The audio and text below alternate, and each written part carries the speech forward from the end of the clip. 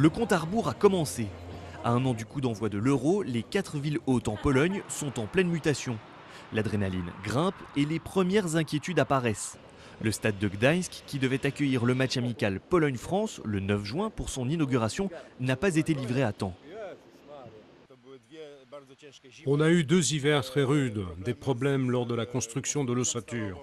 Tout ceci a fait qu'au final, il nous a manqué ces quelques jours pour terminer le stade à temps. Le match a été déplacé à Varsovie, mais pas dans le stade national. Suite à un défaut de fabrication récemment découvert, les escaliers pourraient ne pas supporter le poids de 55 000 spectateurs et les travées du stade sont perméables. Prévu pour septembre, le plus grand investissement polonais pour ces championnats pourrait être achevé avec 10 mois de retard à la charge du constructeur. Les 2 premières semaines, c'est environ 250 000 € d'amende par jour de retard. Après, c'est plus d'1,5 million d'euros par jour. Et pour une rupture de contrat par la faute du constructeur, c'est 50 millions d'euros. À Wrocław, le stade est encore un vaste chantier.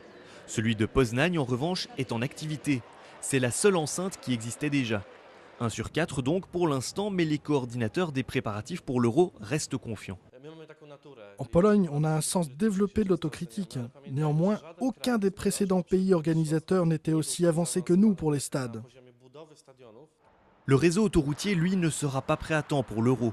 L'entrée d'une entreprise chinoise sur le marché, une première dans l'Union européenne, risque de tourner à l'échec. La société Covec ne paierait pas ses fournisseurs et a affirmé dans les médias polonais qu'elle est prête à rompre son contrat. La situation est plus rassurante pour les logements. 1 million de supporters sont attendus en Pologne pendant l'Euro. À Varsovie comme ailleurs, les offices du tourisme s'organisent pour les accueillir. Au total, il y a plus de 80 000 places disponibles et on a compté qu'il en fallait environ 55 000 le jour des matchs. Donc il ne devrait pas y avoir de problème. Les dispositifs de sécurité dans les stades et aux abords seront renforcés pendant la compétition.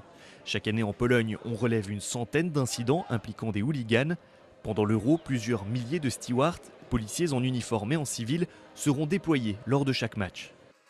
Premier pays de l'Est à co-organiser cet événement, la Pologne veut saisir l'occasion pour s'affirmer comme un des leaders de l'Union européenne, même si tous les projets ne sont pas réalisés à 100%.